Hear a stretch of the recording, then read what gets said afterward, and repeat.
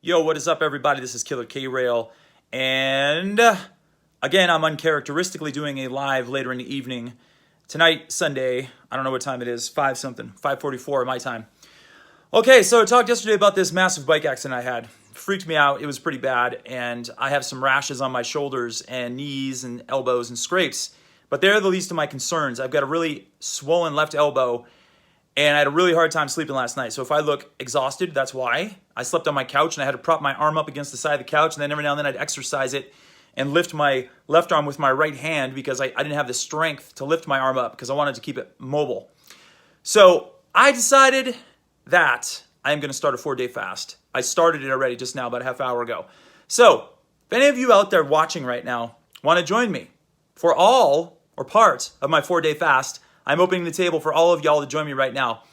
And if you can go 24 hours, that's great. If you can go 36 hours, that's great. The last time I did a 4-day fast was back in February, and I felt like Superman. So here's my reasoning behind it, just so y'all know. Those of you that know me well know that fasting is one of the big things that I do, and I specialize in it. And I've been doing it for a while. And those of you that don't know, fasting has very healing properties to it. So anytime you get past about even 12 hours, you start experiencing benefits. But when you go into the 24 plus, the 36 plus, the 40 plus hours of fasting, you really, hey Windsor, you really start digging deep into the benefits. I mean, it's off the charts. Your hunger disappears after about 20 hours. Your eyesight starts going through the roof. Your brain function starts going through the roof. Your hormones start to come back into balance. And your body goes into autophagy, which is a process in which it takes away and it destroys all the scavenger cells in your body that cause ill health, inflammation, brain problems, etc. So when you scrape away all those bad cells, your body actually feeds on those for energy. Your body's not stupid. Crazy K-Rail, that's funny. Your body's not stupid, so it preserves your good tissue and it takes away your bad tissue. Then when you start the refeeding process, you get this massive stem cell dump. So stem cells are a very popular buzzword these days, and you all know what stem cells are, I think. And people are getting stem cell treatments left and right to fix elbow injuries, knee injuries, back injuries, neck injuries, the list goes on and on. So stem cell treatments are quite expensive. So if you know how to play your cards right, you can eat properly, integrate time-restricted eating and fasting on a periodical basis to hit autophagy and get a big stem cell dump to make your body resistant to injury, resistant to illness and disease. Wink, wink. I'm not going down the, you know what rabbit hole I'm not going down. The one that rhymes with erroneous. Well, maybe that's a poor excuse. Doesn't matter. You know what I'm getting at.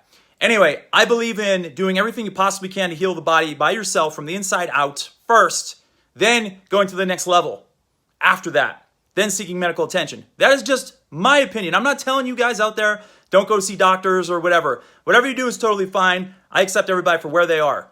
But in my journey in life and what I've seen and experienced through my whole entire life, ever since I was a little kid, it always struck a chord with me to do things on your own as much as possible. And a naturally healing process that doesn't get talked about enough from a healing perspective is fasting. And it's a huge buzzword right now. I know a lot of you have heard about it, but I'm about to embark on a 4-day fast. I started already, and somewhere around 24 to 36 hours, I'm guessing, I'm going to start hitting autophagy. And then when I hit like 48 hours, it's going to be in full bloom. And that's going to last for a few days. And then when I get a stem cell dump, I'm hoping for this massive, quick recovery process for me. Now, I've talked to a few people today. I got some treatments done. I got some cupping done by my good friend Jill. And pay attention to our videos because Jill and I will still be doing those videos this week. I just got to figure out what I'm going to do as an injured man. And I'm definitely cutting back on my workouts, not just because I'm injured, but because when you start doing longer fasts, your workouts should go down in intensity and down in time frame. So when I'm doing longer than 2 days, my workouts on day 3 and 4 are very minimal. It's like 30 minutes of something. Even if it's yoga or walking, it's still better than nothing, and I still suggest doing it. But the longer you go with the fast, the less intense and the less long you want your workouts to be. Because theoretically, your organs actually start to go into atrophy after about 48 hours, which means they start getting broken down a little bit. Because they're they're immobile, they're not doing anything in your body. So you need to be very guarded when you start getting into those longer fasts. But just trust me when I tell you this, fasting is legit, fasting is a ticket, and fasting can do miraculous things. And I'm going to put myself through an experiment to see what happens and see how my elbow reacts over the next 4 days. So stay tuned to my journey. Let me know if you have any questions or comments. Let's see. I do have a question already. Charlie wants to know, when you break your fast, is it a light with green leafy vegetables? I think he means, is it okay to break a fast with leafy lean vegetables? The answer to that question is yes and no. I would suggest getting steamed vegetables, Charlie. If you eat anything that's really fibrous, such as like a big salad or something like that, your organs are not going to be in alignment to break that food down as well because of the cellulose content and the high fiber content. So, oh, you're eating light. Yes, definitely eat light. Now, one of the best things you can break a fast with, in my opinion, is bone broth. Or if you're vegan, I would say sauerkraut or kimchi or some kind of fermented foods, and something that's steamed, like steamed vegetables. Anything that's light, not anything that's too high in fat, fiber, or sugar when you break a fast. Remember that, because you will have some gastrointestinal upset, I promise you, if you go down that direction. And there's a chance after like day 2, I don't mean to sound graphic, but this is just the truth, you're not eating anything. So your digestive tract goes into buffer mode as well, and you're probably going to be constipated for a couple days. Don't think of that as like, oh my God, I'm dying and something's wrong. It's just that your digestive system is not being utilized or worked. So that's a big possibility that could happen if you're doing like a 4-day fast. Now, granted, I'm a seasoned veteran. I've been doing this for a while. So any of you that might want to join me, again, if you've never done a 4-day fast, if you've never fasted in your life and you think you can go 4 days, you're sadly mistaken. You're probably not going to be able to make it. You might be able to go maybe 15 hours, maybe 16, but that's cool. What I'm doing is I'm inviting y'all to just do a short fast.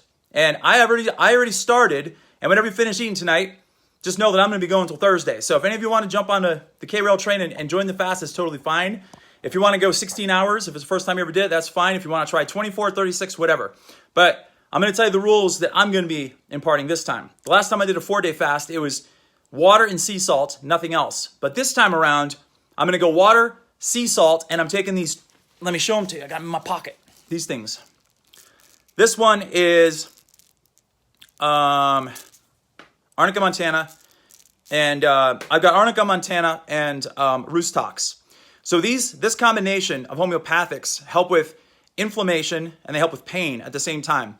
And when you start taking these, you feel tremendous pain because these are homeopathic and they actually work on the actual connective tissue from the inside out.